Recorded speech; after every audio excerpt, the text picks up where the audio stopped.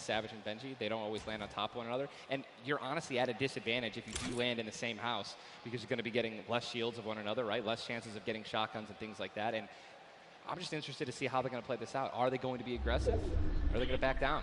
Well, we just saw the first zone has been revealed, and it is a northern side zone, so anyone in Happy Hamlet not safe.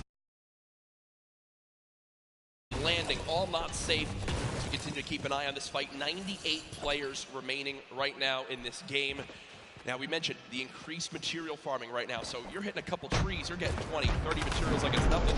Let's shift our focus, though, towards the middle of the map here at Dusty Divot, and it looks like Landjock and Punisher go out very, very early in this first game to Tetra and Eclipse, the new Rogue members. They're wasting a lot of material right now. You can already see it. You've got only 100 maps left. That's 10 builds. These early game fights are always so detrimental. You have to be very, very, very particular with how many mats you're going to use when you're trying to ramp rush somebody, because if you make it there and they shoot you out and you have no mats, I mean, you're left with literally nothing to protect yourself with. And look at the advantage that you now have. Tetra hasn't had any shields, but because 2 eliminations come on through, he gets both. That's 50 shield per elim, putting him at max HP, and now he can completely change how he takes this fight. It's not like the normal games where you're still stuck at 100 health and you might second guess what you want to do. You might play a little more passively. No, because of those early elims, they now have out the Asian duo, pushing towards that top Dusty Divot side of XXM and Mend, and now they're sitting pretty. Divot all to themselves. They've got metal galore here as well as wood. The one material that really be lacking is going to be stone. Yeah, definitely going to be lacking stone. They can get a 500 metal, which is going to be their most valuable asset here, landing in Dusty. What I'm just interested to see is, you know, they have no rotation items when you're looking over there, so hopefully they find something that's going to help them rotate later. There are no balls that spawn in Dusty, so no ballers. It's going to be very difficult to make it to the late game if you guys don't have some sort of crazy rotation, shadow bombs, anything like that. Here's another fight going on towards Fatal Fields, and with how little materials there are, you got to think these players down low who are already just on white HP are in a tough spot, and there it is. Scarlet and his duo, Bell, get the quick elimination onto Brush. And that's going to push back Brush's duo into Fatal Fields and try to hide for a brief moment. Another rough start right there. So much stone in Fatal Fields. I feel like Fatal Fields is a underrated landing spot. I think you can get everything at Fatal Fields. You definitely get wood and brick very quickly, and then there's definitely some metal that you can gather around. You know, there's a bunch of cars and things like that. Some tractors there in the sticks. But listen, man, I'm really curious as to why they're not pushing Sizz. Well, it's kind of it's a double-edged sword too, because yes, Sizz is by himself, but we've all experienced how easily you can hide in that brush there in the cornfields. And Sizz Lucky, these top players who land Fatal Fields know how to actually navigate the loot in the corn without breaking the corn. So I need to break the corn every time. Right, same. I'm not good enough to know, but there's a certain path you can go on, and Sizz Lucky will actually be able to go back and pick up Brush's cards. So this is key. You think you should go Reboot for it? Vans, remember, when you get brought back, you only have 100 HP and a common pistol. That will bring a lot of attention over. If you are Scarlet and Bell, are you sprinting back over that fight? I think so. Now across the map, though, an engagement going out between KBB, Yuang, and their duo up against Vinny and Zexro, and there's the knock right there, Ninja. Drum shotgun's very powerful. It's definitely underrated. You can get inside somebody's one-by-one right there. I mean, there's another knock with a drum shotgun, just absolutely wreaking havoc. Yuang trying to take this wall. I think his teammate is not going to be able to stay alive, so it's going to be Zex and Yu. He's got the shield advantage. All he has to do is play this patient. I'm going to be pretty sure that these guys don't have that many materials, so just needs to spray it out and hopefully find a chance to take him down, but he's healing up. Yeah, Zexro has minis as well as big shields, so we'll be able to get back to full shield. And Yuang now in a tough spot. Do I try to go? Zex definitely can interrupt this now. He took too long to start going with the res, but it looks like he's just going to be going for the reloads, taking his time, and he might be dipping out. Maybe trying to. He's definitely staying aggressive, but he's going to get the revive off, and now it's a 2-on-1 again. Zexro staying confident though, knowing right now still at over 150 HP, the teammate has to be at 30 health. The wall comes through, trying to spray it, and it's not gonna happen, and you see Zexro right there, hands right to his head, some solid damage done, but Yuang dropped down to 59 HP, but with that elimination, we'll bump back up to over 100. Very, very close right there, Ninja, with the drum shotgun. Very important is checking out the storm right now. A lot of these players, there's a lot. You guys can't see the screen, but there are plenty of people who are outside. They're going to have to start their rotations in. And this is actually where a lot of very talented players with their aim can clean up a lot of kills. This is actually my teammate and I's reverse. Our strategy was to try to get in those spots where you could beam people who are going to be flying throughout the sky, using a lot of the slipstreams and just taking advantage of, you know, your incredible accuracy. A little update too on Sizlucky. They did get the reboot in Fatal, so they're both back in play. Look at how slow this lobby is going, folks. 92 players left, and a definite fan favorite here, Nate Hill and Funk of FaZe Clan, currently set on up near Lazy Lagoon. And Ninja, this is your landing spot that you went to with your duo reverse. What are maybe some little tips and tricks for players at home who like to land here? Yeah, all right, so there's, if you go on the boat, on the ship, every single one of the masts is like worth 200 wood, so you definitely want to go for those. You can easily get max wood in arena in probably less than 10 seconds. And also there are some metal anchors in town that you can get for about 300 metal, which is, you know, like the most valuable material that you can get. I mean, I'm just 91 players. I mean, have we talked about Storm Surge? I mean, we haven't yet. I was going to let that be a bridge when we cross it, but because 91 people left. I mean, how soon is it going to be? We're going to have Storm Surge in every game. Yeah, I mean, it's going to like. This is going to be nuts. You guys don't know what Storm Surge is. Basically, the team that has done the least amount of damage is going to start taking damage until they get above the damage threshold. Yes, and it tells the players on their screen what the damage threshold is. If you're used to playing at home, you probably have never experienced Storm Surge in a normal game, but it is very common in competitive because everyone wants to last until late game, earn those extra points, and wind up getting those placement points to come on through. Watching Letwick and Flexi right now, it's so scrappy, Ninja. It's not your normal game where you get to loot up and freely grab everything you want. Here, I mean, look at the inventory. A common heavy assault rifle, 2 heavy bullets. Yeah, I mean, people are not going to be able to loot. They're not going to be able to loot normally. I mean, you have every single spot is definitely going to be contested or have talented players who are surrounding you. You got to be constantly worried about getting sniped from the side. All it takes is 2 seconds of being caught off guard, and you can get dinked twice with an infantry rifle, and boom, there goes, you know, 160 health, man, just like that. 89 players left now in the lobby as Twiz and Cover H, the duo, do get cut down. 45 duos remaining. The second zone has just been revealed, and again, Storm Surge will begin after that. I absolutely think it's going to happen. That will be for 70-plus players. So you keep that in mind as this goes on. Players who haven't really done any damage will know that they're going to be at a point where their hand is going to be forced. They're going to have to put on a little bit of aggression. You're going to see the game pick up just a little bit here. There's Snappy and Red Rush already in the next zone. They're more than happy to just farm up this metal structure and claim it as their own. They're actually very centralized as well. Yep. I mean, a really great strategy that you're going to see a lot of people going to be using throughout this weekend in solos and in duos is to just try to get in the dead center of the second zone and honestly just kind of pray that the circle is going to continue to rotate in your favor. I mean, I'm still looking at a lot of these guys' inventories. One guy just gets knocked in front of him, like he's going to try to save his teammate. It's not going to happen. But there's not a lot of rotation items. I haven't seen a lot of shockwave grenades. I haven't seen a lot of shadow bombs. I don't see any launch pads in anyone's inventory. Yeah. It's going to be such a, like, the rotations late game are going to be nuts. People are going to get lasered out of the sky. And Letwick now all by himself in a 1 versus 2 as his teammate did go down. You see Parpy and Volks still quite healthy between the two of them. Over 140 HP for both of them. Parpy still playing the slow ground, trying to spray out the opponent. And look at the material count for Volks, 135 total builds. It does look like Letwick just kind of ran away, but I don't believe Letwick was able to grab his teammate's reboot card. So will basically be by himself for the rest of this game. You know, it's going to be almost impossible to perform alone when your teammate is knocked. And there's the Storm Surge warning. These guys are 106 above it. You guys can see that, which means that there's somebody who has 106 damage less than them that is currently below the threshold, and they are going to need to hit some people, deal some damage. And that's actually the beauty of Storm Surge, right? You don't necessarily only want people kind of just lingering around in their 1-by-1s, praying that the circle moves to them. You're gonna see some fights that are gonna be forced to break out because players need to get above that or they're gonna die. They're not gonna be able to make it. Now moving towards the Dusty Divot Diner.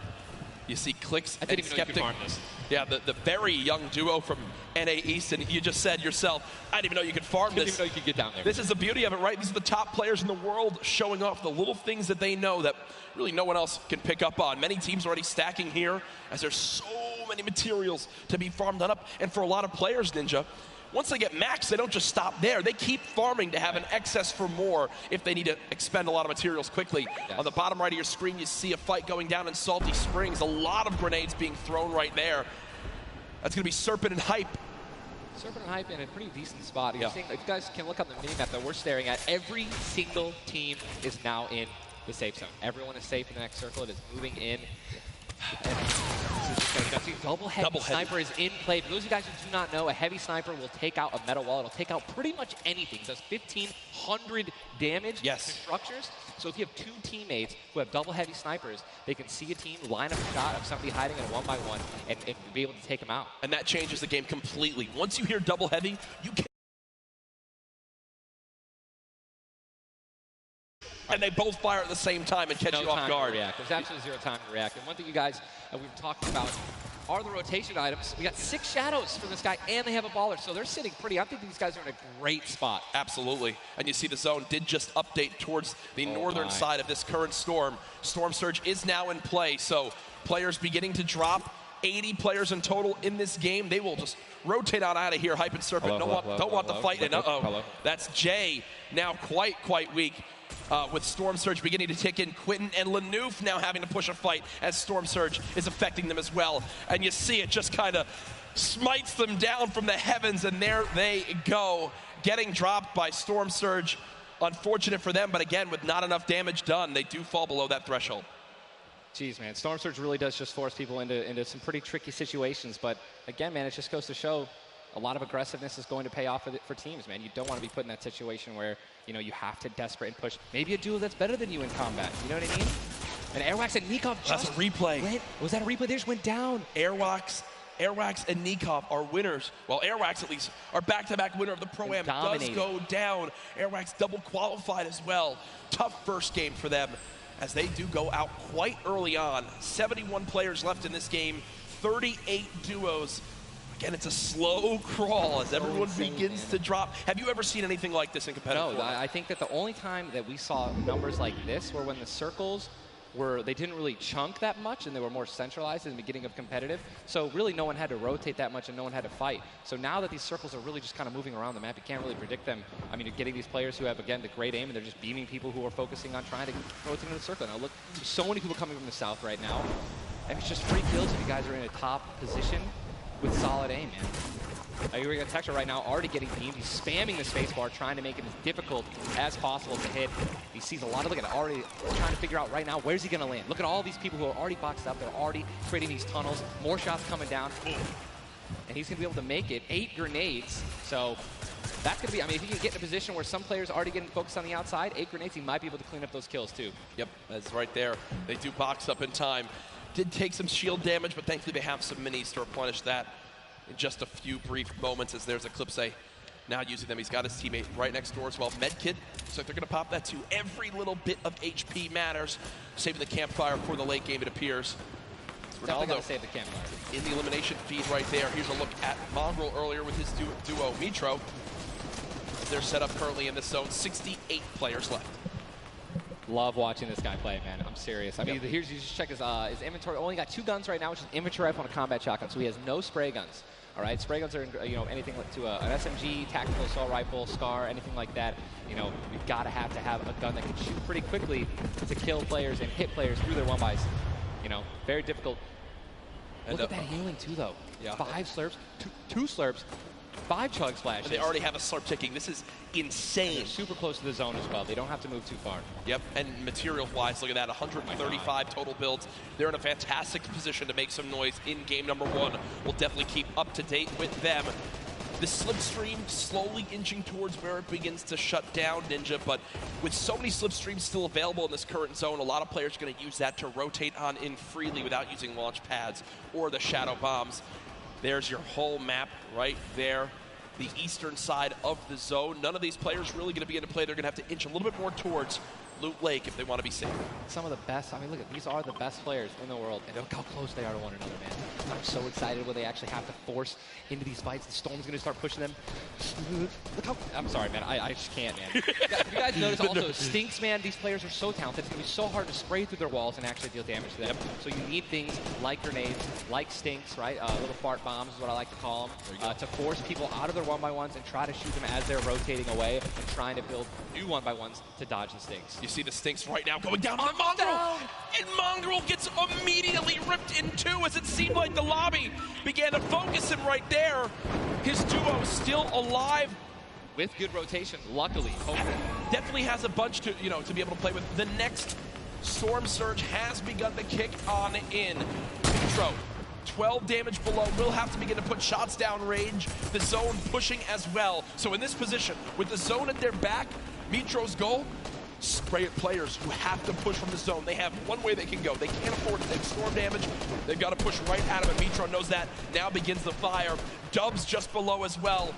One of the players who qualified multiple times through solos and then once in duos. They also have some great rotation. 2 ballers still intact. And here's the thing that you just mentioned, all these players who are going to be rotating in, being forced to rotate in, everyone knows that. Very little ammo, though. Look, these are the last 9 assault rifle shots in Dubs' inventory. It is getting scrappy, folks. And there's the split. Still, though, only 80, meaning combined between the two, they really only have about 150 shots to work with. The zone still pushing. 61 players left. Reminder, folks, this is game number 1 of 6 today in the duos competition. Dubs does go down as a player got that back wall and he wasn't quite ready for it. Mega frantically backing on up, trying to create some space. Will he be able to go? He's going to be able to pop that slurp. He's got the storm surge on. He's trying to be aggressive. Oh, he's still below, right? He's going to need to be aggressive. He won't even have time to revive his teammate.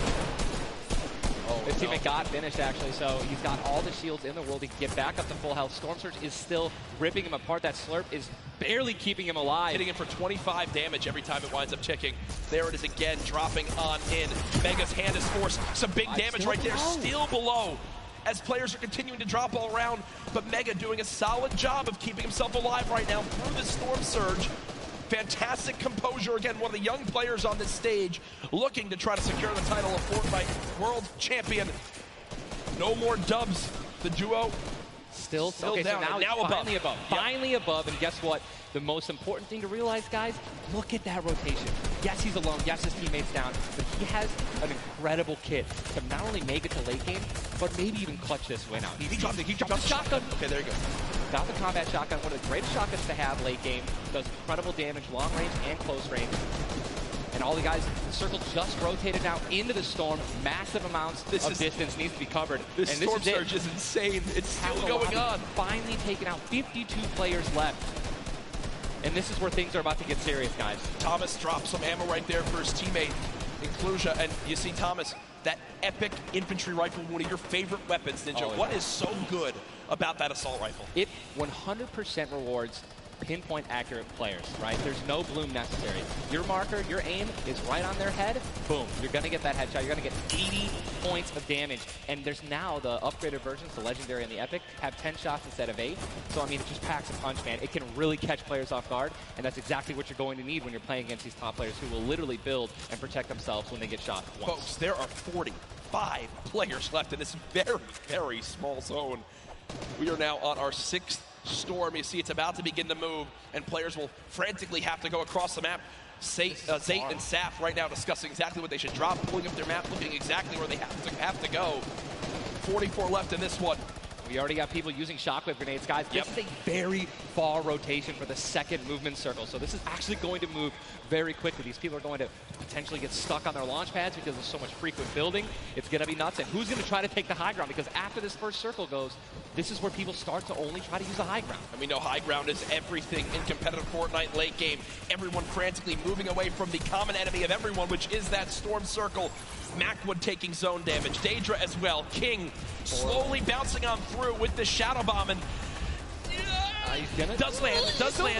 Yes, but taking no storm damage, just playing right on the edge of it. Yeah, right on the edge of the zone right now. Will just stay boxed up for a brief moment.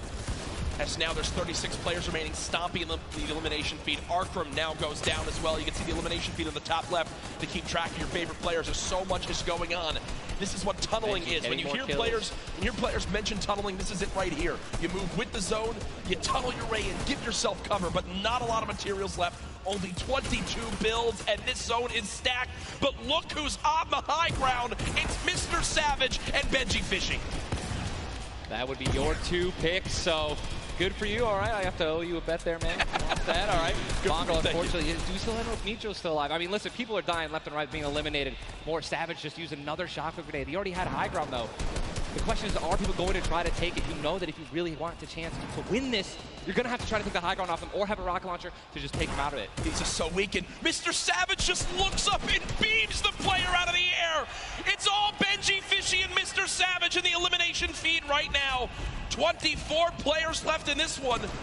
But almost 20 duos. There's almost no duos remaining, Ninja. Right, it's all solos, and this is kind of what's going to happen, man. Mr. Savage goes down. It's up to Benji, and listen, Benji's been in this position before. We know he can handle it. Nitro's still in the game as well. I just saw him. He looks incredibly healthy, but now taking some storm damage. Benji's just going to try. Look at the materials. Not a lot left. They're only using their shadows. I think he has one build left. Yep. That's it. That's all he has. He's got 10 total builds. 10 total builds. He's just trying to outlast as many players as possible. Remember these placement points. We've made it into our top 10 duos. Now into our top 8. Zayt and Saf now. Zayt and Saf now on the high ground. This game. One of the few, the only duo left. This has a Zayt and Saf win written all over it. Mitro, Mongrel's duo, was all by himself from very early on. Still alive in this one. 40R Storm now getting beamed. Can the North American duo of Zayt and Saf close this out? Raining down fire from up top. You see the frantic builds coming in. Benji Fishy goes down. Mega, Mitro, and Scarlet on the low ground. Shots still coming on in. Zayt and Saf just sitting pretty. Mitro just got a double, I think. Mitro 5 limbs. Tries to get it done. Not enough. Zayt and Saf, 2 versus 1. Will they take game number 1? Yes, they will! Zayt and Saf had the high ground, and they used it the entire game. Rain fire from above. We're able to make up 5 limbs plus 10 placement points. That's going to be 15 points. Game 1. Talk about a monster game number 1. You saw the immediate reaction. They know how key that was. And I've watched so many games of competitive Fortnite, Ninja. They were the only duo left with still like 18 players remaining. Yeah. When they get the high ground like that, they send one player down to get close. Scarlet was already weak, and there's just no shot. In the end, the veteran players of Zayt and Saf take game number 1. And you know, Ninja, that was a big topic of conversation. Players with LAN experience, players who've been around the Fortnite competitive scene at these major events for a long time. Will they let the nerves get to them? Guess what? The answer is no. Zayt and Saf take game number 1. Kept their composure. It was absolutely incredible to watch, man. And seriously, these guys have been absolutely dominant in the World Cup qualifiers online. And it's only fair that they continue to show their dominance here at the actual World Cup stage. Brilliant performance. You know that their game plan is always last as long as possible. Absolutely. But the fact that they made it through those storm surges, even with them not getting very aggressive, they had 0 limbs down to those final few moments. Mr. Savage and Benji Fishy, we have to talk about them for a second as well. The European young duo. They were on the high ground. It was looking good, Ninja, but so many players focusing them, the shockwave grenades as well, and they had no healing left. It's unfortunate, man. We have a group full of these players who are literally the best in the world. They know exactly how to win, right? So if they don't have the high ground, they know that whenever there is a moment that they have to shoot the high ground out with rockets, shockwave grenades. I think that's actually what happened. Someone shockwaved up and knocked them off the high ground. Yep. But when you have shield like Zayt and Naf did at the end there, and that high ground, I mean, it's over, man. What a sigh of relief Incredible, for those two. Incredible first game. And we're only just getting started. We're only just getting started. Remember, 6 games being played today in the duos competition, in which $15 million will be rewarded. Tomorrow, we do it all over again, except with solos. So you'll want to stay glued to the streams here for the Fortnite World Cup Finals live from New York City. Use the hashtag Fortnite World Cup. Get involved in the conversation. Send to Ninja and I your thoughts after game number 1. Who surprised you? What are you looking forward to in games 2 through 6? For me, other things I noticed, man, you've got to be on your A game. When it comes down to taking note of where you are with the storm surge, those were longer storm surges that have lasted than I've ever seen before. I've honestly never seen storm surge affect the game so much. Yep. Because here we are having 80 people left after the second circle. So you know what I mean? And these guys, they're not going to let you hit them. You know what I mean? And if you want to put shots on these guys, it's going to be when they're flying in the air, rotating, which you also expose yourself to a sniper shot. You know. Absolutely. High risk, high reward, man. Right? It's Let's see how these guys change. I wonder if the guys who did get hurt a lot by the storm surge, are they going to make changes in the second game? Are they going to be a little bit more aggressive and trying to deal some damage as they rotate? That's what I want to know. That's a great way to think of it. I know there were so many people that want to give their thoughts on these games, but over at Unreal Island, we've got our very own Sundown with his thoughts on Game 1. Thank you so much, Courage and Ninja. And the first match of the duos competition is over in the Victor Royale's experience wins out. We talked about Energy Zate and Ghost Saf and how they've been playing so long together, and that endgame was a prime example of textbook Zate and Saf. We're going to re-roll it one more time, and we're going to break down kind of how they were able to keep the control. Now, pay attention right away. You can see on the backside, Saf has one angle while Zate is going forward, and they're moving back over the tarps they've already established, but the angles they take make sure they're covering everything. They hear the shots below, they're putting the fire down towards them, and Scarlet is able to pick up Mitro, but doesn't have enough to get out. Zate and Saf, 5 eliminations, victory royale, 15 points, showing that their competitive experience, their experience on stage and at major LAN events is winning out right now. They say nerves, what nerves? We might as well be playing at home on our own stations because they are just that good. Match 1 is over. Time to get back over the stage for match 2. Ninja and Courage, take it away.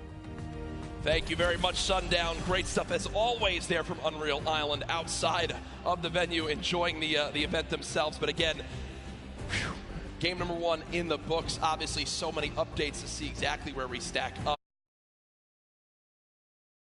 The game 2, we will have a standings update for you all at home.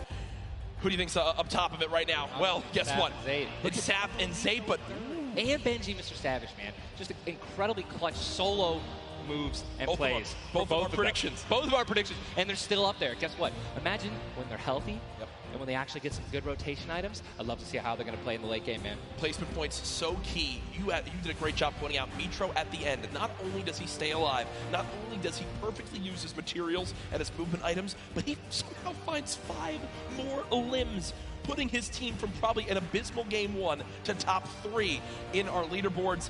Again, here are your standings from game number 1. Dubs and Mega, they wind up making it through as well, and that's because of Mega staying alive too. Absolutely, incredibly talented duo, man. Honestly, I'm looking forward to seeing what Aiden can do, and Sean, so hopefully they step it up in this next game. Game 2 is about to get on its way, man. Are you ready? I am ready. Ladies and gentlemen, in this sold-out arena, are you guys ready for game number 2? Oh yeah, they are. Oh yeah, they are. 8, 7, 6, 5, 4, 3, 2, 1. The battle bus has launched. Game number 2 of the Fortnite World Cup Duo Finals is underway. Again, I'm just going to keep saying it, the most nerve-wracking part of any competition, but definitely Fortnite for me, is the second you jump out of that bus. Yep. Right? Once you hit the ground, once these players hit the ground, they're going to definitely have hopefully less nerves, going to get back into the flow, back into the farming mentality. And man, I'm looking at these llamas on my screen, and I'm just hoping that they find them. There's nothing greater than finding the new upgraded llamas at 350 mats. Dude, they're insane. And they're everywhere. And look, wait, can we look at the map? Look at the north side. You've got 3 llamas in a very small area. Llamas. And many players have gotten better at spotting llamas from very, very far away. I mean, the one thing I tell, I was telling my teammate Malachi, I was like, listen, man, sometimes you just actually have to tell yourself, hey, we should probably look for llamas as we're flying in, because, usually you're looking for players who's going to be landing next to you. But if you actually keep an eye out for that adorable pink, purple, and blue llama. And there's one. I mean, look, you're just going to get rewarded with shield, rotation. There's Shadow Bomb Storm, campfires, minis. I mean, these are incredibly valuable. And remember, materials get capped at 500 of each type. So when you get 350, it's done its job for you. You can spend much less time looting and, farming, and much more time looting. And look at Zate perfectly using the Shadow Bomb Ninja. For players at home who are wondering how he just used it for way more than the 6 seconds it actually lets you use it for, explain a little bit of staying on the side of the mountain. Yeah, all you have to do is just continue that jump animation. That's going to trigger the double jump. And as long as you don't touch any solid ground, you're going to be able to continue to double bounce back and forth, man. It's an incredible use of the Shadow Bombs, and you're probably going to see a lot of players do something like that in the late game off of other people's builds, and which is way more difficult to do that off a mountain, by the way. For sure, as we now take a look. That storm is far, side of the map, and this storm is very far. Great point to bring up there. We can see on our side, the zone right now basically gets cut off at Dusty Divot and Neo Tilted, and the rest of the north side of the map are in play. So everyone near the middle and south side will have to move, and you see in the elimination feed very early on, Elevate does get cut down. So a tough start for the duo from 100 Thieves right there, as you've got to wonder if Arkram's still alive. Either way, though, Daedra and M11Z Looks like they have players down in Loot Lake. In Loot Lake, Lucky Landing, and they do have a duo nearby. Looks like they're trying to obviously back away, while continuing to farm up. Lucky Landing is not really a 4-person landing. When more than two people land here, one of them is going to be leaving a little bit handicapped. Ewang in a fight right now, popping that last big shield, so all of his damage that he will take from now on will be permanent unless he gets an elimination and gets... Look at how good these stink grenades are right now. Scram and Mexi have lost so much HP off the start of this one just from getting ticks. The spray does come on through. A third party, though, beginning to shoot down on a Ewang. So another player putting their attention towards this fight. Trying to line a side at Snobby, but KBB does go down. It's now Ewang all by himself, and no materials left, Ninja. He can't even take a wall. They're really, this is an abysmal position to be in. Ewang knows that, trying to fall back to his teammate to maybe sneak a revive, but I just don't see. A lot of these players really are kind of hesitant, you know what I mean? They don't necessarily want to push. There is a third party now. They don't have a lot of shield. Are they going to get it off the right play? They're going to push forward. Ewang, no shield. And he's going to get the double! He's going to get the double and the revive on KBB. And there was some delicious shockwave grenades that just slid down the ramp.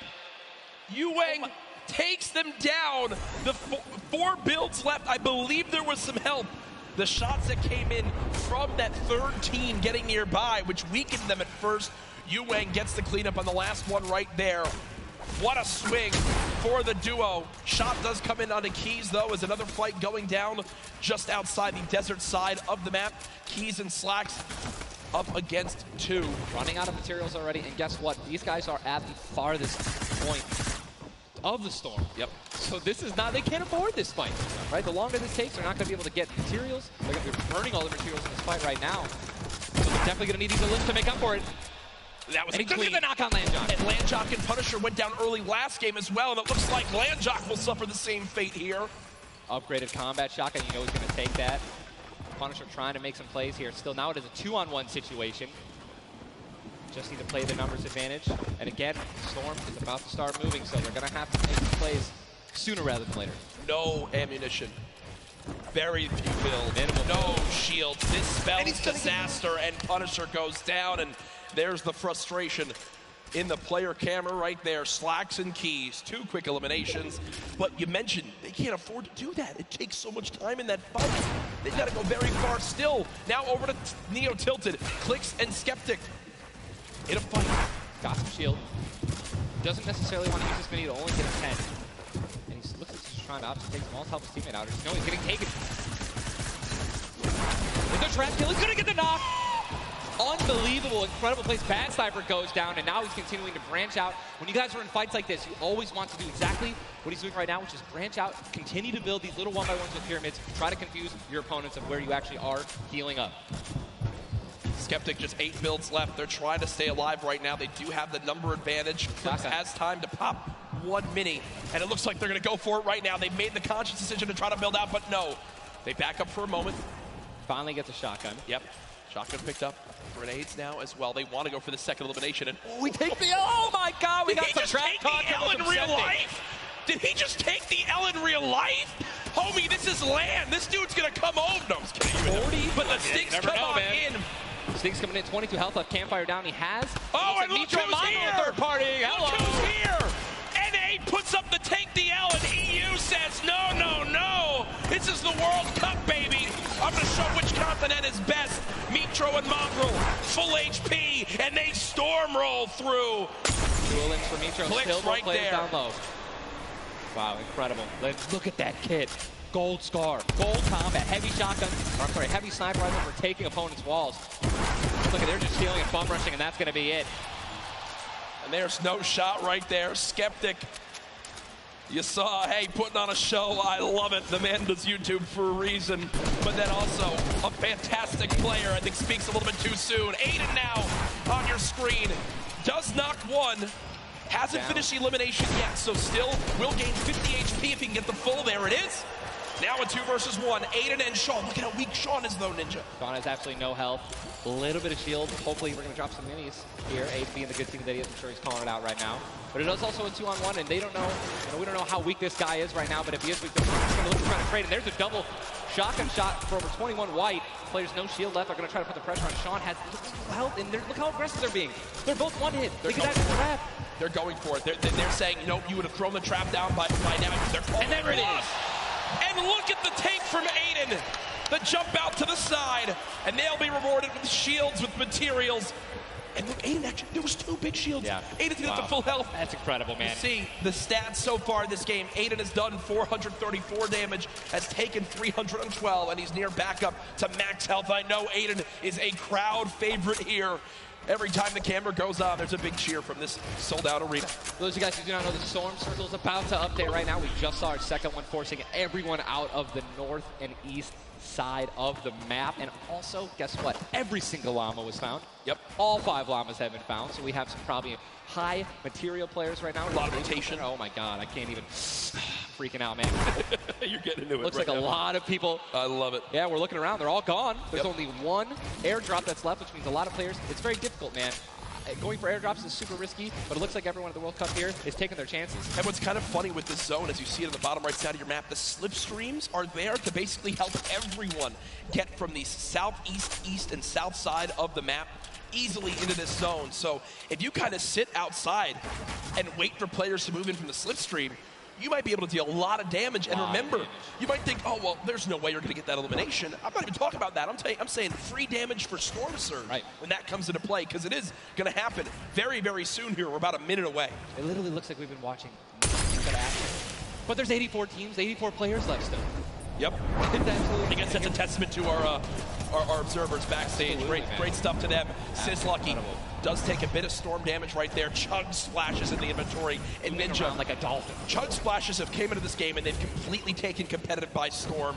Are they the best healing item currently in this meta? I think that, you know, there's a lot of items that get added where, you know, not everyone is all unanimous about it, right? Some people do not like it. But let me tell you something about these splashes. I don't think I've ever seen more positive, you know, reactions from an item being added than when chug splashes were added. I mean, nothing but positivity on Twitter. It was absolutely incredible. I woke up to some delightful posts.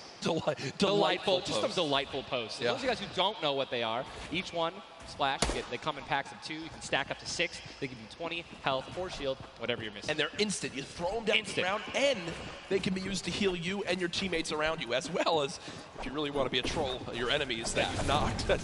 Here are Mongrel and Micho in the zone, and you talked about this inventory. I'm going to come out and say it right now. There is no way someone in this lobby has a better inventory than what Mongrel has right now. And when you come into this, they were already in your top 3. So they're in a position right now, Ninja, where they have a pop-off performance right here. With only 6 games being played after the first 2, they could be your leaders. Absolutely. I mean, they were only 2 points away from first, man, and they didn't even win the game. And Mongrel went down early before placement points were even rewarded. So, Sean in another fight with Quentin and his squad. Sean trying to take some walls here. And he's out of light ammo. Out of materials. And That's he's out of materials. So he can't even spray right now. The only thing you can do is spray an AR, and that's not really going to be effective against top players if you're actually trying to take walls. Well, the player tried to drop a trap down low to bait Aiden, but Aiden does not fall for it. This seasoned veteran trying to cover his back. Players beginning to spray on through. Stink bombs dropping, and there's one of them. Another shot comes in. Gets his shield. That's why he went for the thirst. Yep.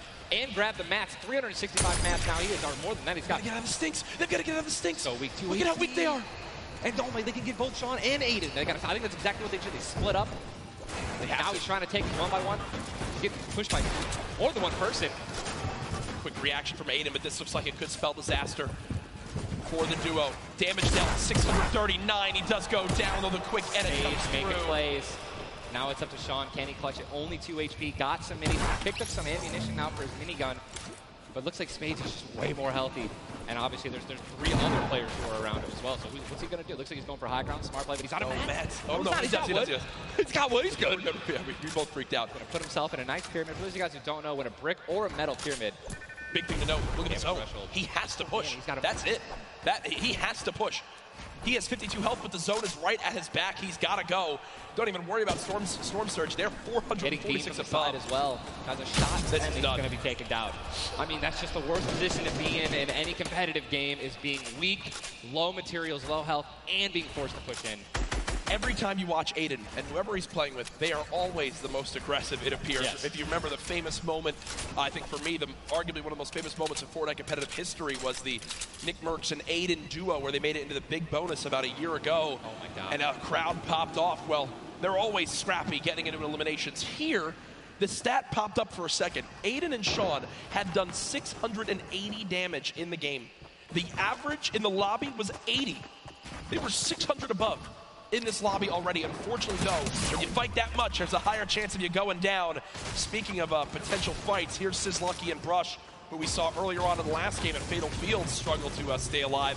Now in another tough spot as they're both low on shields and low on health. Decent rotation items, 2 shadows on the launch pad. Again, I always want to keep stressing that because you guys have some launch pads, even 1 shadow. 1 shadow can get you into another zone, right? Yep. Which is going to hopefully get you those placement points that you need, or even put you in a position to get some eliminations. But yeah, as you said with Aiden, we mentioned this earlier, are people going to change how they're going to play, right? Are they going to do anything different here at the World Cup? And guess what? I'm pretty sure we can say that Aiden's squad is not doing anything different. They're being incredibly aggressive. They're putting the damage down. And unfortunately, there were just too many players who took advantage that they were weak. And that was the top 5 leading into this game. You see it updated again right there on your screen of where the leaderboard is at the moment. Mitro and Mongrel staying alive, in a great spot, holding this pyramid edit. And for people at home who might not know, he's not exposed right there, right, Ninja? He's peeking through his build. Correct. As you guys are peeking through a pyramid, you hit edit on it, you cannot be seen, right? And you can also see through it. It's a very amazing feature. Fortnite Battle Royale. What a Battle Royale, the ultimate Battle Royale experience. Ultimate Battle Royale experience, man. Blue T is in the storm, taking damage, a lot of damage, and he's still going to be rotating. Road taking damage as well. Thomas going to have to make some plays. And there goes Road. He actually just got knocked. 66 players remain. And this storm is kind of moving a little bit away from Pleasant Park. But it's once you have a high ground mountain in play, I mean, I'm wondering if it's going to go north. There's 3 high ground mountains in play. And really mixes it up late game. A drone ship that people can wind up going on top of. And those are brilliant to use. Oh, absolutely. If you guys can get up on top of those, guess what? You have ultimate high ground on the map without having to place any mats. Yep. It's incredible. You can't get sniped from above, and you can deal as much damage as you want. Also, it's incredibly difficult to shoot players that are up there. 100%. But it's important to know that after the 5th circle closes in, those air vents will stop working. So if you don't have any rotation to get down, glider, redeploy, anything like that, yikes. That's a massive yikes. So you have to pray that someone puts a launch pad down underneath it somehow. Yep. And go for it. Yeah, just risk it all. Most of these teams won't mess that up. Now, we talked about our Game 1 winners, the team that took home the Victory Royale, which is, again, 10 placement points, the max you can get for placement in these games. It was Zate and Saf, and they're currently set on up in this zone for the moment. Did they just get the zone as well? Are they the yellow team in the mini-map? I mean, they're close enough for sure, I can see. I think, no, actually, no, they got to rotate a little bit, but look, they got 4 shockwave grenades. Yep. And they'll be all right. They'll be able to make it happen. Airwax and Peacock, man. Here we go. They have to rotate the farthest. Look at how many stack players are on this side of the lobby right now, and they're all going to have to move very soon. Yeah. Arkram and Falconer have a tough rotation ahead. Slacks and Keys. Watch them fight a little bit earlier on against like Landjock and to pop Punisher. those heals till his teammate comes in. Yep. No, he missed one. Did miss. No, teammate's full. Teammate's full. Don't Okay. worry. Doesn't matter. Geez. Teammate's full. I was playing with Myth the other day, and he was using a lot of chug splashes without me, so I'm really sensitive on it. Still really sensitive. We'll let you and Myth handle that one. As again, it seems like some tension there, but we continue to move on in this fight. This is game 2 of 6, folks. The matches will be going on throughout the day. 62 players left in this one. 35 duos. And you see Arkram and Falconer. It looks like they did a duo shockwave to try to fly across the map together. Good teamwork. As the frantic rotation begins to move on in, more Storm Surge will soon begin to come into play as well. Jack, I have a question for you, man. Yes. Once these circles start closing in, they're so small. What do you think is the play? To rotate in right away once it's revealed if you're far out, or to wait and be the last team? For me, it completely comes down to what you have left, what you have in your inventory, where you are at, the leaderboards as well. If I'm in a position where I know I need to make some ground up on the leaderboards, I want to rotate early and try to begin to spray back on the opponents to get some free eliminations. Yes. If you get the zone on you, you begin to just build on up and get that height so you can spray on down as well. In this one, though, again, all comes down to rotation. If you have nothing to rotate with and you're far away, I think you play late and hope someone else drops a launch pad near you and use that community pad to your advantage. Yeah, we're looking over here at Ewing. 3 eliminations, sitting here with some very good materials, and definitely a very delicious loadout. Anyone with a heavy sniper and a blue SMG in a combat, And remember, he started the game in Snobby Shores with that clutch when KBB did go down, so they're still in this one because has that beautiful blue combat where he clutched it with, man. Yes, he does, and all the materials he could ever ask for it. Nearly 100 builds in this one. You see they're marking right now. I think they have a double heavy sniper combo.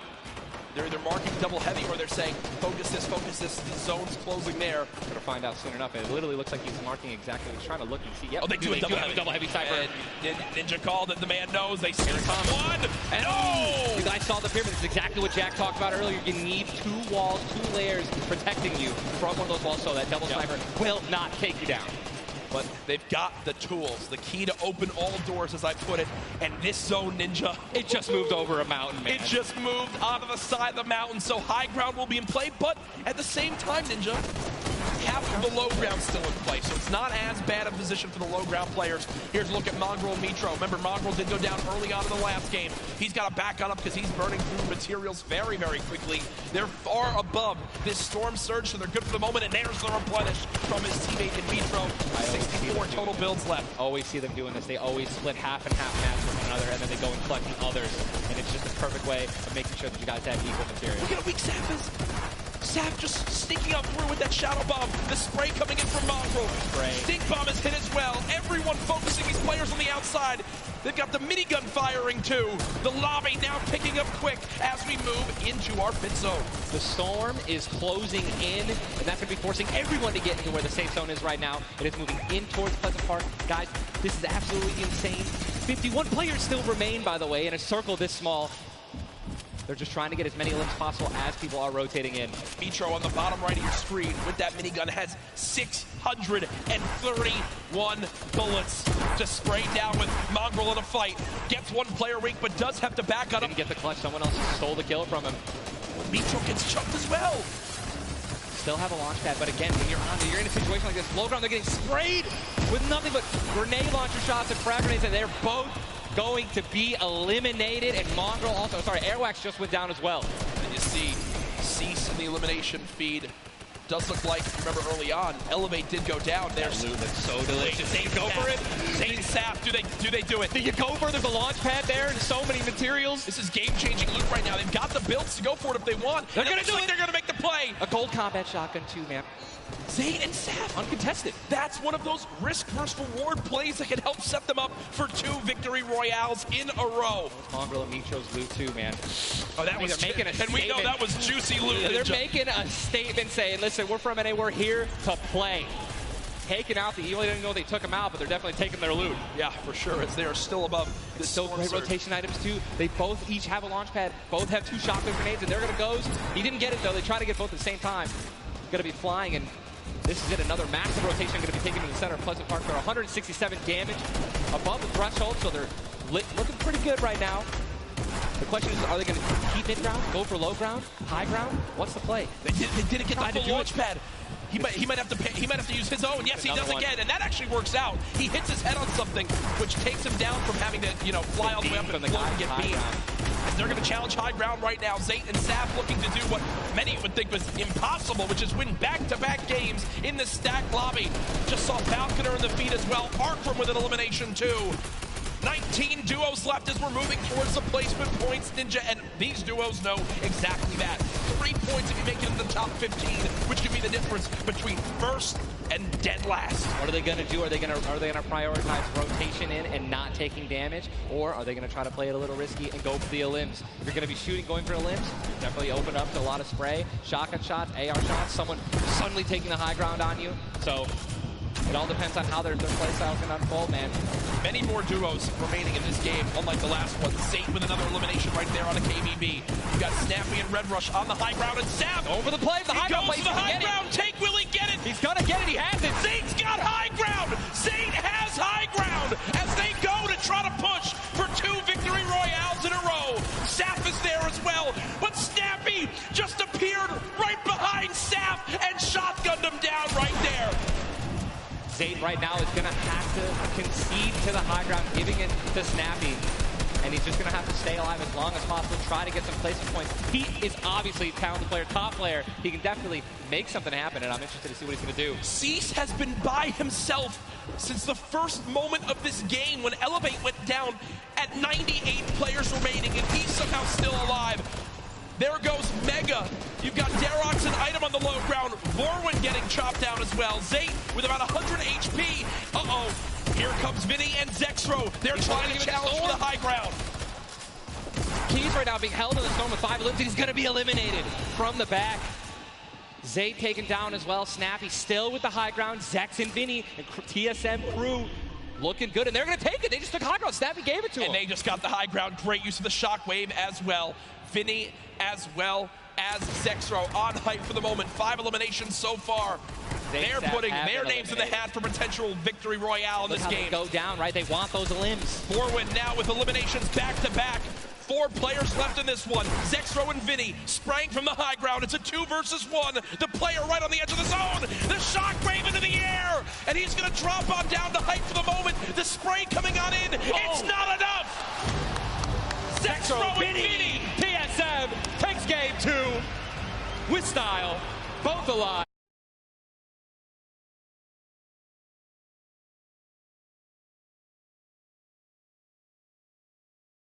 On a fast food order. Why am I thinking about food?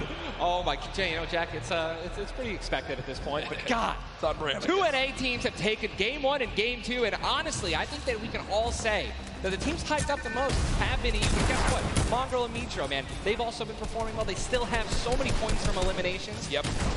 Oh man, what a great shotgun shot. They were perfectly in sync. They're even jumping and shotgunning at the same time.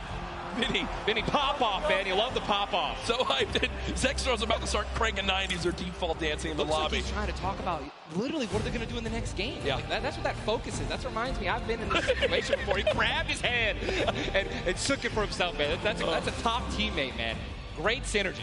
What a start to today's competition. The energy in here is insane. I am looking around and there are thousands and thousands of people filling up the Arthur Ashe Stadium live from New York City.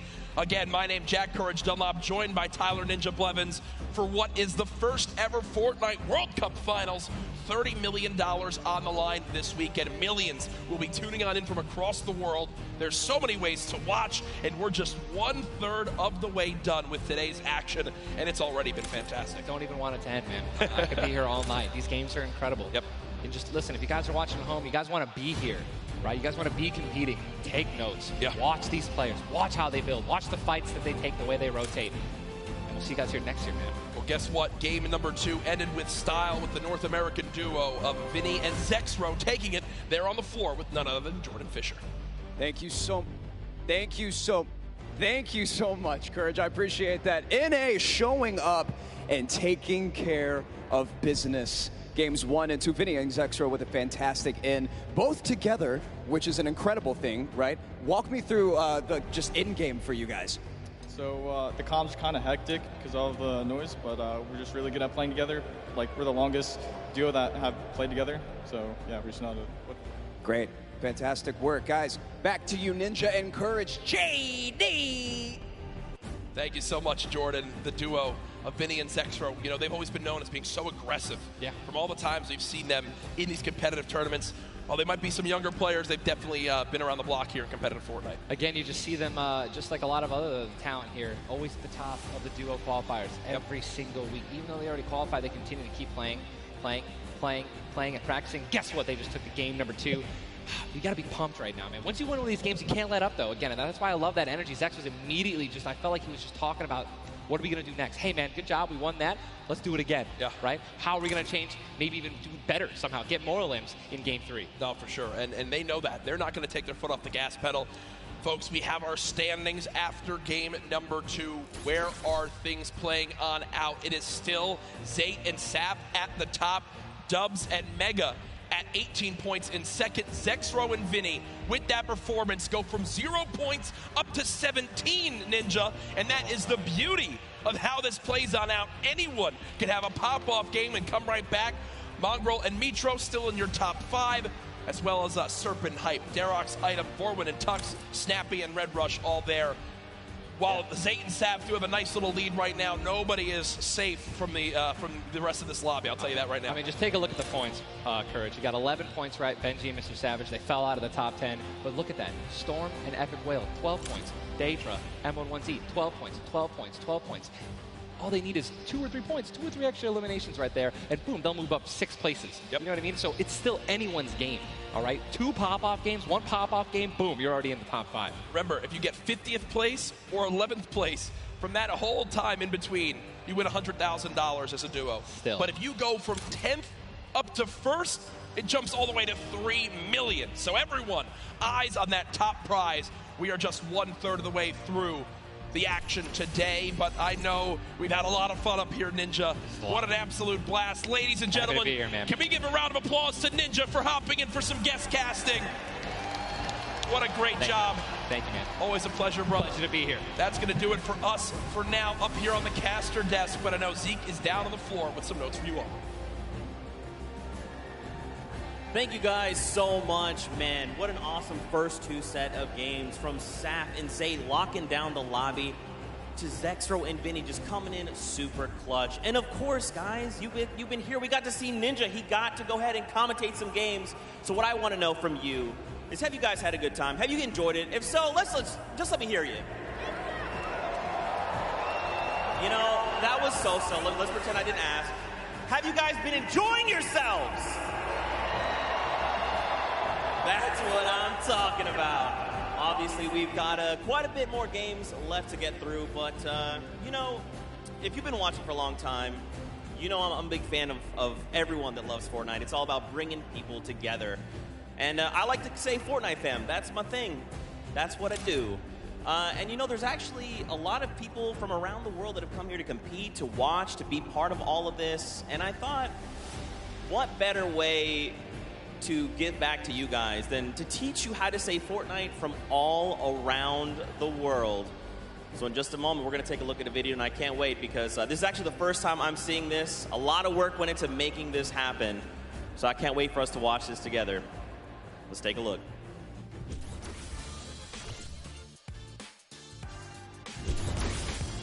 Hello Fortnite fam. 포트나이트 팬 여러분들 안녕하세요. Привет, Fortnite семья. Jag åkte lite Rio. Och kära Fortnite-folk. Jag är fan med Fortnite. What's up, Fortnite fam? Fortnite 팬 여러분들. 안녕하세요. What's up Fortnite fam? Hey, 저는 Fortnite fan. What's up Fortnite fam? Was geht, Fortnite-Freunde? 冠军等着我们。 What's up, Fortnite fam? Yo, what's up Fortnite fam? Are you trying to do the floss? Sorry, I'm texting. What's up, Fortnite fam? What's up, Fortnite fam? What's up, Fortnite fam? What's up Fortnite fam? E aí, galera do Fortnite. What's up, Fortnite fam? G'day Fortnite fam. Bonjour, comment ça va les fans de Fortnite? Good day Fortnite fam. Cheer up Fortnite fam. What up boys?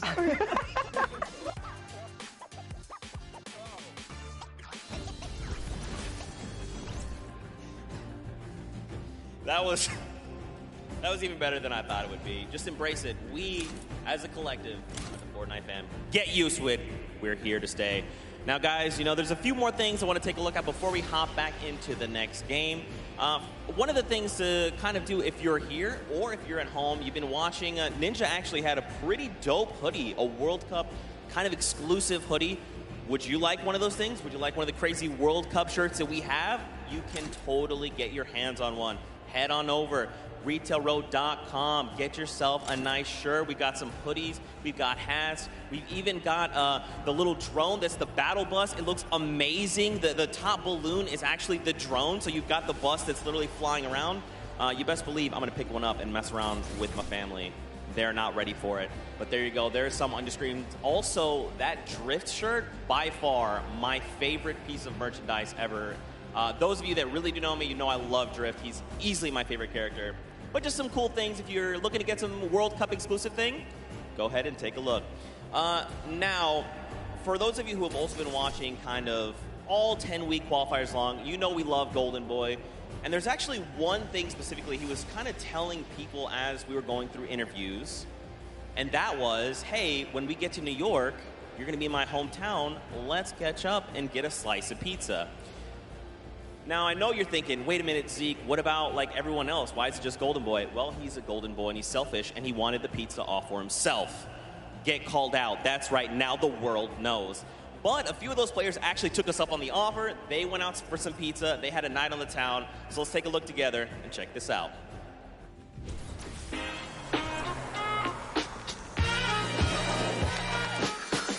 New York City. We got the Statue of Liberty, Central Park, the Empire State Building, and the first ever Fortnite World Cup Finals. I couldn't be more excited about the greatest Fortnite players from around the world coming to my hometown to duke it out. But before the action started, I took World Cup qualifying players Aiden and Chinkin out to show them the Big Apple, starting with PC Gaming Cafe, Waypoint. What's up, boys? Hey. Welcome to Waypoint. Good to see you. Good to meet you. Good to meet you. All right, fellas, let's go and grab a drink. Let's go. All right.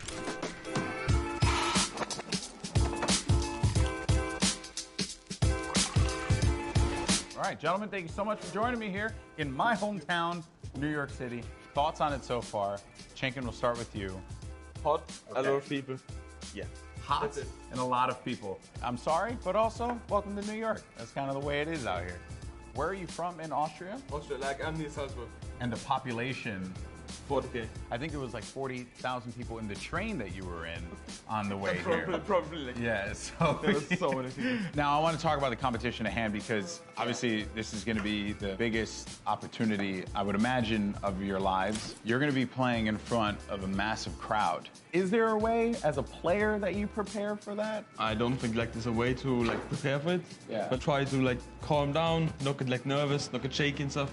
Yeah. And then we should be good. Like It's still crazy having like a live crowd. Yeah. I try not to take tournaments like too seriously. If I play relaxed, I feel like I do better. I remember when everyone's like, this guy looks like he's just chilling on his couch at home, the casters, and it was like, I was just relaxed, you know, and I feel like I played better. Okay, so gentlemen, we're gonna be heading off to some different sites around the city. We're gonna go to Washington Square Park, so let's go and check it out.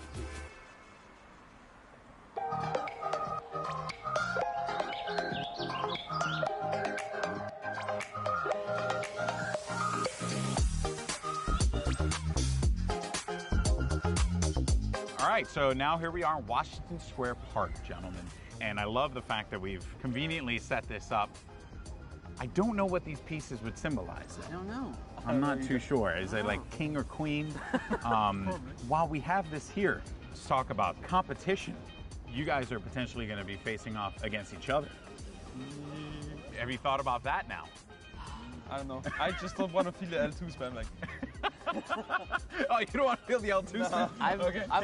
I've watched them play a little bit. Him and Stompy, they're very like, I've seen them play aggro before. It's pretty scary. So if you have chemistry where you can play without even talking, you guys know what you're gonna do. That's like, a team like that's gonna win. So what you guys are gonna experience this weekend, this is the first Fortnite World Cup. You're gonna be playing for millions of dollars potentially. Has that even set with you guys yet? Even if it's not me, I'm thinking there's gonna be millionaires after this tournament. There's gonna be millionaires. Life-changing money. I try not to be, I'm not like greedy about it or anything. It's really nice to see like people that nobody know about and they could just blow up off of this. All right, I'm gonna dive more into that, but I think it's time to get a slice of pizza.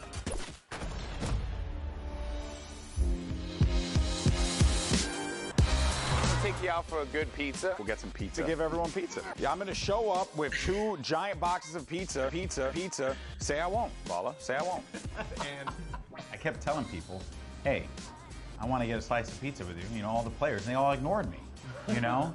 So thank you guys so much for coming out. I really appreciate it. Obviously, this has been an incredible journey for you all. You're now on the precipice of one of the biggest events in the history of all competitive gaming. I'm happy that it was a fair chance for everybody, you know, open qualifiers. Yeah. You could have no exposure, but if you're good, you get in the tournament. So yeah, I'm just really thankful to be here, and I'm gonna enjoy my time here. Yeah, and we just try to like make our fans happy. I'm really looking forward to play on the stage in front of 100,000 people. Do you feel like the fans and how they've been supporting you all on this road to this, do you feel like that adds a little bit to this pressure? Honestly, it's just more support for me. I feel more like happy to be here when there's all these people, whether they're rooting for me or other players. Fortnite's grown so much, and I just can't wait to see all like the crowd, and I know it's gonna get bigger and bigger every event, so. Fellas, best of luck at the Fortnite World Cup this weekend. Seriously, nothing but the best for you, but we're in the thick of things here in New York. So I think we gotta get some more pizza. You guys down? All right, let's do it. New York's got everything, and this weekend, most importantly, it's got the Fortnite World Cup. Now that these two have had their slice, let's see how they handle the competition.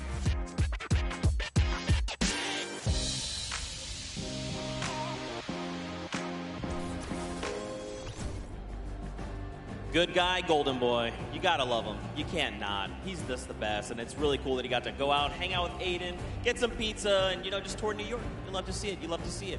Now, guys, there is actually a dynamic duo that we want to talk to. We actually have Jordan Fisher standing by. He's going to be chatting with Nyx and PF Zin. These guys qualified back from the Brazilian region, and they've got some things to say. So, Jordan, let's go over to you.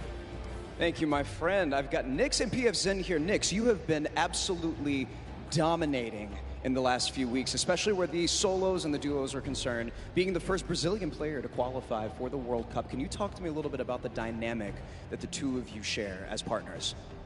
Nyx, você estava dominando nas últimas semanas, principalmente para os qualifiers da World Cup. Você pode falar pouco sobre a dinâmica de vocês? Eu e o PFzinho costuma jogar bem agressivo e tentar pegar o máximo de eliminações possível. PF Zin and I, we try to play as aggressively as possible and get as many eliminations as we can. As you should in the name of Battle Royale. Right now, PF Zin, you seem to balance out the fiery kind of loose cannon nature of Nyx, who is obviously a dominant player, kind of helping him set up for a solid end game. What's it been like?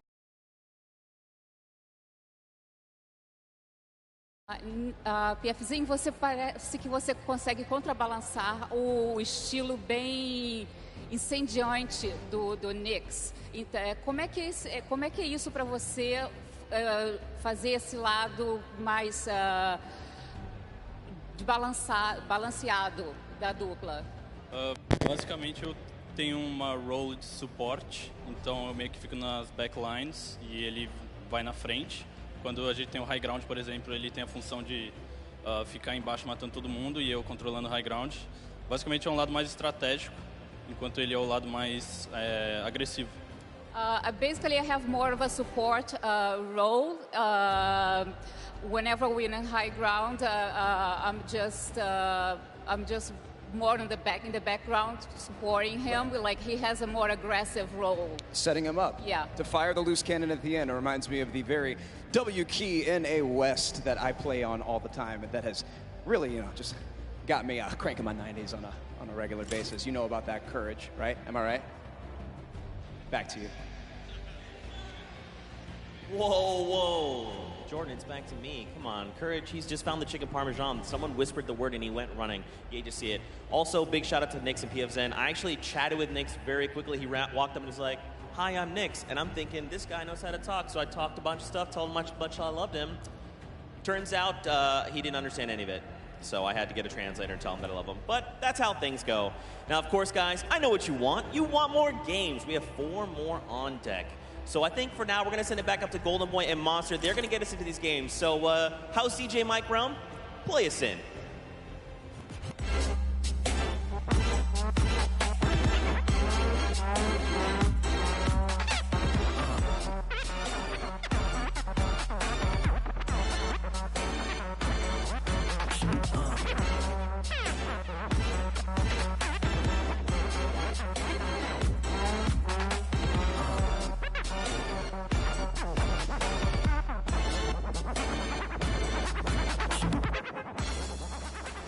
All right, huge shout out to DJ Mike Realm, spinning the 1s and 2s here at the Arthur Ashe Stadium. Golden Boy alongside Master Face, Boricua Boys back at it again, looking to bring you the fun as we have games 3 and 4 on deck. And so far, this has been one of the most exciting events I've ever been to. That game 1 was ridiculous. Game 2 did not disappoint as well, Monster. No, it didn't. I thought for a second there we're going to see back-to-back performances from Zate and Sap. And I mean, we honestly did. Everyone that was in the top 10 contestant, even Miz and Deidre, they were performing. We saw them cut it all the way through. And it's that level of consistency that's going to cut the difference in making it all the way through the top 10 and being a World Cup winner. What I've loved seeing is that standings page, top 10. international through and through. You got the Japanese players popping off, European players popping off, players from New Zealand. Everyone's putting in every little bit they can. But folks, it's now time for game number 3. The players are all loaded up in the battle bus, and we are about to take off. Let's see who's going to get that much closer to raising the trophy and being your Fortnite World Champions of Duos. Here we go. Keep it going, Golden Boy, because we are jumping into game 3 as these cameras populate. Your favorite competitors are here. They've made it this far. It's the duo competition. If you were nervous before, hopefully they kicked the bucket over this little break here, and they're back, and they're recuperating. I know I practically kicked the bucket after Vinny and Zexro won game 2, man. I was feeling it, man. It was nuts. And there they are on your screen. So the drop for the bus here, it's going to be a north to south one going right over that ice biome. It's going to cut pretty much center of the map there. And Vinny and Zexro, I'm very happy that they're performing this well, Monster. This is a duo that had so much success. Even going into the World Cup qualifiers, we all were like, yeah, this is a duo that definitely should make it. This is a duo that, hey, they could even win the whole thing. Yeah. Then tragedy struck as Zexro had a few problems with you know, arthritis and different things with his hands. And I'm make sure I'm getting that right. And I'm just bummed out about that. Good to see them here showing up, man. That's huge. I mean, that's what you expect of our competitive veterans, specifically Zexro, Vinny. They go back to as many of the LAN tournaments that we've seen, as does Zate and Sap. But anyways, in here we have UN KBB. He's going to take down Mexi. Is Scram close by? Is he close enough? And this is a battle going down in Snobby Shores. So off the rip here, we have players getting dropped. That's actually going to be our first elimination. Lucky for us to catch that one. But there's shots coming in from the Viking Island right up above.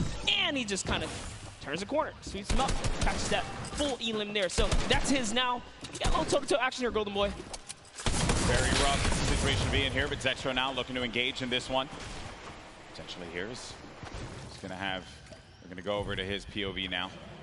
Kind of get, it's a little wild, man. It's like just getting the bearings all together here, I think, for the players as well. That moment where they can just have that conversation. What are they going to do? How are they going to just implement their strategy going into the next game? What is that strategy going to be? Do you mix it up? Do you change your drop spots? These are things that are going to be so important for these players. The time that they can take to just communicate with one another. Now, Scram looking to be potentially in a world of hurt here. We heard from Nyx, PF Zin earlier on. This is the Brazilian duo. I don't think they know that. Yes, Scram, they're going to be on the hunt for him. So they know that he's around here. They're just trying to sniff him out.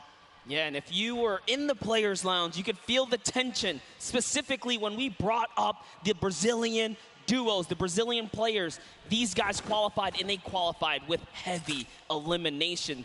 Nyx especially being one of our only players to like literally qualify as hard as you can in the, you know, for the weekend. He was at it each and every week. You constantly saw him at the top every single time. It was so impressive, and also qualified for solo, so we'll be seeing Nyx tomorrow. And then you got Scram.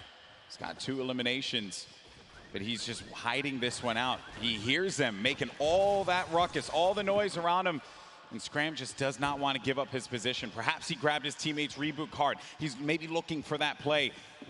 But Nyx and PF Zin, they have to have an idea of where he's going to be located here. Yeah, he does not want to give up his position here. He's actually just hiding in the basement right now, hoping that these guys just kind of blow by like dust in the wind right here. As Nyx and PF Zin, they think it's clear. They think it's all good because they came in and they just wrapped up one of the other players. They actually didn't initiate the battle against Mexi and Scram here. So Scram might just get lucky and be able to kind of sneak on by as he hears this powerhouse duo, this Brazilian duo, kind of loot their way through and make their way to the zone soon. And loot they definitely will, because they're getting a lot of resources out of this. Scram over in the distance, he's going to be out of there, but now we're making our way over to the action. It's happening with 7SSK7. Got Spades and Crims now looking to push on for this fight here, potentially. Got some shots going off. Crims is going to play that overlook position, getting challenged there, and trying to use that advantage from the download, a little bit of that right hand, right? Just see if you can get a peek in there. Does get tagged up, Crims. Guy does back away there, does manage to build out. And Spades is going to force him out. There you go. So they're just right now playing for that positioning, and I like the fact that they're using these, you know, the natural high grounds, right? get to the top, hold it down. Don't really focus too much on just trying to get in their face quite yet. Give yourself that moment of opportunity and really get a lay of the land and then going for the engagement. Yeah, absolutely. The best duos will try their best to isolate their opponents, really force them into, you know, very weird situations like this, force the 1v1s, and hopefully get those free shots and then pursue the push here. So again, look at how now they're split up again. So Spades and Crims are doing a great job here pressuring and isolating their opponents right now. And so far, they're definitely dictating the pace of battle here. Yeah, that's what they want to continue to do. They're suffocating them. Plain and simple, right? Not let them get any kind of movement there. I mean, Jamside and 7SSK7, they're having a conversation of what the play is. What is the movement going to be? But Crims and Spades are not going to allow them that opportunity to breathe. That's going to be the down there. Crims managing to knock down Jamside. He's looking for 7SSK7 around the corner, and that's going to be the elimination registered. Both players are going to be out of there. And a big win there for Crimson Spades. What a clean push right there. Crimson Spades have so much to prove here because when they qualified, they were kind of looked down on like, wait a second, was it luck? Was it not? No, they're here to show it off and show why they're at the World Cup Finals. But now, hopping back with Miz and Daedra, we saw them have a great game one, came out top 10, and they're still in the running. They're in about the top 10 right now as well, based off of eliminations. Not necessarily picking up too many placement points. They're heavily dependent on just piping up these players at these points of interest. And looks like Lucky Landers is theirs right now. And they'll have that, but let's see. Miz and Daedra. They linger about it. I love the fact that you go to this hot spot here, so there is going to be a bunch of free items that you're going to be able to pick up on. Also, you're going to have that circle advantage. It's right there. So you don't got to worry too much. You can continue to focus on looting. High ground has been lost, though. Miz needs to be careful. Where's Daedra at? He's going to be right next to him, trying to get these angles. So what they have to do, they have to stick together. Looking for the sound cues right here. Can they find their opponent, catch a nice little low ground peek right here? Low ground is definitely underrated. If you can just kind of peek out, catch a big shot, you're almost guaranteed a headshot, which is a big multiplier. Yeah, players don't really think about that, right? Like you always see Fortnite players go after the high ground. That's the bread and butter for a lot of players that play this game. But you know better than most that the low ground can pay dividends for you if you know how to take advantage of that positioning, and maybe some overzealous players to try and get aggressive on you. You got Gustavo along with Wishy. I'm actually very interested to see if Gustavo's going to lead this push here, because specifically between these two players right here, this duo, this Brazilian duo, Gustavo doesn't necessarily lead the pushes. It's Wishy. Wishy's the aggressive one here. So he has the ultimate high. He's always looking for the shot. What are they going to do? It's just a nice standoff. Yeah, and that's this whole event, right? Players have just been very cautious about what they want to do. They are not trying to get too aggressive in these fights. They know what's on the line here. Millions in prizing is on the line. You do not want to make a bad decision. Be one of those teams that are eliminated out early on, but Gustavo's going to be putting shots down. Focusing this player, forcing him to actually build up. He has no builds to work with as well. 19 HP remaining and just a hope and a prayer, but unfortunately for him, that was not going to be enough there. Gustavo's out. Wishy isn't going to happen for him either. And Miz, he's feeling it. That's going to be 2 elims for this duo. You gotta love the snarky little smirk right there on his face when you get those 2 points. Smirky. Feels so good. It's really good. It feels really good. And then Volks and Parpy. And look at this. Parpy actually dealing with this battle. And this other player that actually got the high ground against him was focus firing on Volks. Parpy pushing back here. I wonder, you get split up like this, but Volks and Parpy, they love playing a very aggressive style. They'll get in your face. They'll box you out if they need to. Yeah, without a doubt, this duo was unmatched when it came down to eliminations in the qualifying rounds. They had the most, actually, and even pulled off a consecutive 5 victories in 8 games to qualify for one of the weekends. Volks and Parpy, another kind of reference to game 1. They had a great game 1. We saw them picking up duos, but we haven't seen them necessarily make it through the end game. All they have to do is kind of slow it down here, and that's what they're trying to do, but being split up is terrible. Also, in the distance, I just want to make note, Wolfie's a very aggro controller player. He's another one. I think that we've seen a fun mixture of players that look to get that safe approach to the game, and then others that just want to take early fights, get some points early on, because maybe they're playing that early game strategy rather than like focusing so hard. Like if you get late game, that's great, but you do want to rack up a few eliminations. Look how low the points are that have been thus far in games 1 and 2. Get yourself a few elims and then maybe manage to make it to that top 15, which is very hard given how many players have stayed alive in this game. Games 1 and 2, we were at what, circle 5? Yeah, circle 5, I think. We were sitting at like 45, 46 players. They're just waiting for movement. Yeah, and that's where that storm surge kicks in, right? Does damage to players. That's feeling back. Crew and Chapels, one of my picks to watch. Have sort of been struggling in the format so far. I guess when the real pressure's on, you know, the environment shifts, right? Everything changes. Right. That's right. Everything changes here, and Crew does manage to get that shot off, or attempted to, with that tactical shotgun. It was not going to get the connection necessary there, but it did put the fear in the player to have to back away. Both players, well, respecting the space from one another. The stinkers come out. Crew and Chapix having to get out of there, and they're going to use those, I believe, the shockwave nades to just fly on out of there. Didn't see the purple over their bodies there, but they were able to fly on out of that fight. Could have gotten real risky for them. I was going to say, that was a respectful disengage. You only got 6 games here, 2 of which have happened. Yeah, that's they right. need big performances. They have to push towards placement and end game. So good on them to kind of back up. And when you have stinkers, there's no defense against it. You get chunked down right through your builds. It really is annoying to go against. And speaking about the stinkers here, Epic Whale's under pressure right now, and that's just going to chunk him down. They force him off of the campfire, and we'll see if he returns to it. Yep, here you go. Yeah, you're only going to get so much time with that campfire. Epic Whale, along with 40R Storm. This is a Week 10 qualified duo. Last moment you could possibly have it happen, and they managed to pull it off. Maybe this could be the game for them. Another dominating duo in the scene, Airwalks and Nikov. Airwalks winning the Pro-Am yesterday 2 times now. This is a whole new ball game. Best players in the world in this lobby. It's not going to be a cakewalk, and he knows that. It hasn't been the best run thus far for Airwalks and Nikov. Yeah, and it was their last final games there. Notice the text right there. The fast track, Airwalks and Nikov qualified for the Fortnite World Cup in their final 7 games. That's intense. They were struggling so close on the cusp every single weekend, so close to qualifying. If it was 5 placements, they were 6 or so like that. It was that close for them. But jumping in here, Crew is going to put some pressure down, and it looks like his teammate has been traded out as well. He's already gone. Also going to see some eliminations over in the feed as well. You got Crew who just cleaned up on Volks, but Septic took out X-Mend. And then I think I saw XXM pop up there on the receiving end of a shot there, so will be out of the action as well. Crew by himself has 1 elimination. Going to be looking to get as many points as possible. Now we're going to be sitting with 40 duos left alive.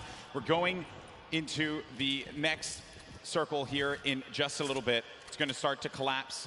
Salty Springs is going to be the point of interest for all of our players here. Got a lot of bodies that are going to be lingering outside. Some that are even as far out as Dusty Divot, like on the northern end of it, sticking around there. So maybe trying to get some last-minute loot, perhaps. We'll have to see. Here is Parpy looking for that peak. Volks and Parpy always tend to stay together, but wait a second, that was a tricky little shockwave right there. He did try to sneak his way into the build. He takes the wall. What are you going to do with it? Crew's still looking for the replacement here. He gets it on land, takes the wall. 184! Crew's excitement, you can feel it from here. That was a huge shot. With the new tactical shotgun, the legendary. That's right. When you're feeling it, man. He went right for the fight. Ambitious, the young player there from Sweden, 15 years of age, man, and he's playing for millions of dollars. So many of these players, they're just young ones. We have a lot of young fans here in the arena today. Maybe next year this could be them. And then you got a few of the veterans. Zexro, Vinny, saw Nate Hill, as well as Funk Mongrel, Mitro, Aiden there in the corner of the screen. And back over to our Game 2 winners, Zexro and Vinny. No eliminations to their name thus far. I mentioned Wolfie's the aggro controller player. He went right for Nyx and just take him out on that one. Yeah, I definitely want to see Wolfie hopefully catch some more highlights before the weekend's over. Touch base with him. He's a great kid, definitely enthusiastic about being here at the World Cup, and he feels totally prepared. He's ready to represent. He's one of the few controller players to actually qualify for this weekend. This is a big weekend for a lot of players, obviously, clearly. Here you have Cease and Elevate. They haven't found the rhythm. They've been a little quiet, man. They won WSOE, a great duo that has had success in the past, but this has just not been their game so far. Got to get something to turn it around. The talent is certainly there. I think I saw someone on the Fortnite competitive Reddit mention, why is no one talking about Cease and Elevate? And I think it's just important to note that in order for us to talk about it, they got to start doing some things. And I think games 1 and 2 has not been their game. Yeah, and I mean, we were there in the warm-up rounds. A lot of players were not necessarily revealing strategy, but whoa, that's a huge shot on Ziff right there as Mitro sends one flying down the field right there. Sent him packing. Dear me. All right, so back into the action at hand. We're going to have 36 duos left in this. Notable names, obviously, Mega and Dubs. Benji Fishy, Mr. Savage. A lot of people in the crowd popped for Benji Fishy when he walked out, as well as Mr. Savage. For due reason, this is a stupendous duo. The double snipe combination from Benji Fishy and Mr. Savage. Big shot right there. These double snipes, you gotta be careful. There's no standing still in a box here because you might eat one right there. They line up another. That's right. Not quite successful that time around, but hey, all damage matters. Storm Surge, you want to be dealing damage. You cannot stay idle. There are no free passes at the World Cup. Look what happened in game 1, man. The Storm Surge claimed a lot of victims. You have to be engaging in fights. You cannot stay still. There's Fwexy and Letwick on the move. Nyrox right behind him. Cooler organization. Benji Fishy's going to be down. Just saw that one off on the side. Mr. Savage now having to deal with a player that had engaged on him. He's going to get built above. He just needs to wait this one out here, but Benji does get cleaned up. Yeah, that was going to be Fwexy. And that was such a sneaky ambush right there. He used his shadow bomb, pushed up. Notice Benji was kind of over-peeking, harassing players with that sniper. You cannot hold down scope right there. He ate a shotgun to the face, and that's why Benji goes down. And I love what Savage did here. He just went for high ground. He had to immediately get out of there and leave his duo behind. So what can Mr. Savage do? One of the best mechanical players here today. What can he do by himself? It's not going to be easy. Not with a lobby like this. At this point in time, he's really just looking to play the keep away game. Maybe he can pick off a player with that heavy sniper, get an elimination for himself. They only have 1 point right now, and they're nowhere near getting the placement points currently. He's still looking to harass some players. Put some pressure on them. Now you see that half in, half out circle. And 2 duos are going to be inside of there. So everyone's going to have to start to move over to that east side. It's going to be a struggle for so many players. They're starting to make the moves right now. They want to try and gatekeep, prevent these players from getting inside. This is a team we want to watch right now during this rotation. Mongrel and Mitro, they are masters at executing, especially when they have mobility like this to cut across the field. They are on the hunt right now, and there's no reason for them to rush. Once they spot out someone, they're gonna pounce. They're gonna jump on that target. Yeah, they're gonna wait for you to make that mistake. And with the nerves at an all-time high here, players are certainly gonna make that error in judgment. Saw it happen in scrims when we were looking at players just getting warmed up. So much at stake here, but there's the launch pad. It's going to go out now. Need to be wary of getting beamed in the sky. So many times you think that you're just going to be sailing away with no problem, not a care in the world, and then you just end up losing all of your shield, all of your HP, and then that's it. You're done. I've seen it countless number of times. People tweet out, you know, you fly across, you get taken out the sky, but it's all about timing. Neither Mitro nor Mongrel were shot once on that rotation, and it was masterfully done right there. And whoa, it looks like they're tracking so beautifully. Catches someone trying to just kind of rotate on by in a shadow bomb, but that was not enough. You are not safe from the shadows there, buddy. Another thing, too, was that when they were out of position for a brief moment, the way that they were able to just get back together, right? That patience with one another, the communication, you need to have it when you're getting down to these final moments. 25 duos are going to still be standing here. You got Calculator and Macwood. They're going to have that high ground up above. They shouldn't be comfortable just yet, because anything can happen here. Look at where that next circle is going to be going. Moves need to be made. With that RPG, I mean, they can basically take high ground at any given moment that they want nor choose. Calculator looking around, already on 4 eliminations for Macwood. Macwood did say he's the fragger of the duo. We'll see if Calculator can keep up right now. I am just poking good fun because Calculator loves to talk a big game on the social medias. He really does, man. He's a character without a doubt. But right now, there is no fun and games to be had. This is Game 3 of the Fortnite World Cup Finals. It's time to put up or shut up for a lot of these players. Look at that, wasting no extra mats. They do not waste more than they have to. This was earlier on. An elimination onto Mongrel and Mitra. There you have it. Out of the game once again. That duo, European powerhouse, going to pay there to Dubs and Mega. So far, so good. Macwood, again, just holding this positioning right here. He is going to get blocked out of his teammate accidentally, but it's all good. This is still his ground to control right now. They have clear control of the skies here. And they have a ton of builds to work with as well, Monster. 4 eliminations for Macwood. A great game for him thus far. That's 4 points for this duo, but he's going to be taking some shots. Has to be careful there. There you can see the lay of the land, Monster. Yes, the placement thresholds will be divvied out soon. There goes the Storm Surge already ringing down on players. Jay has to make a big move. Doesn't matter. Zate is going to wrap up right here as Keys goes down as well, and the shots are flying. And you can just look at the overhead, the chaos that's going on in the mid-ground specifically. And look who's still in this, Saf.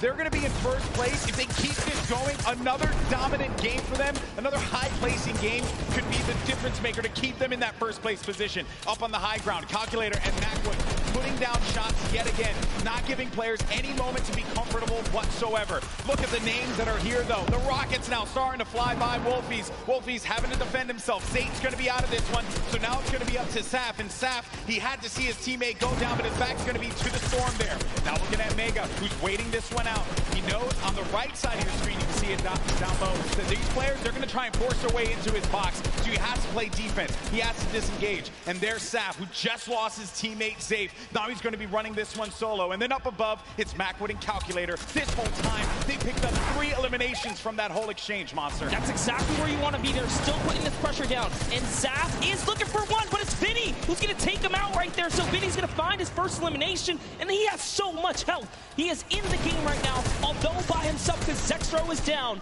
And now Oslo, Bad Sniper, one of the few duos that are still left in this game right here. Arkham somehow, with a masterful rotation, he's still in as well. Bad Snipers at 11 eliminations with Oslo here. Wow, unreal stuff. Bad Sniper is going to be out of this one. Macwood and Calculator still owning the high ground on the mid. Down below, Dubs and Mega, one of the premier duos here at the Fortnite World Cup Finals. Could they get the high ground and wrestle the control away from Calculator and Macwood?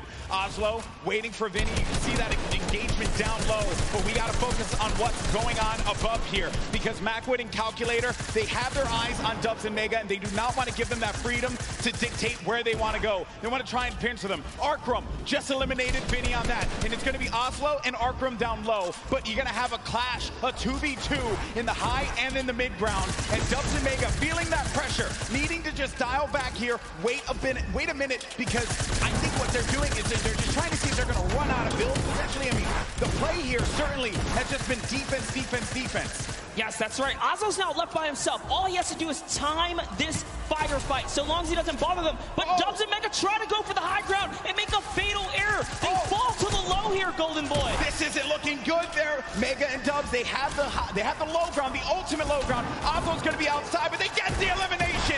Calculator and Macwood, they're holding the high ground, and that's the victory royale. Macwood pops off in Game 3.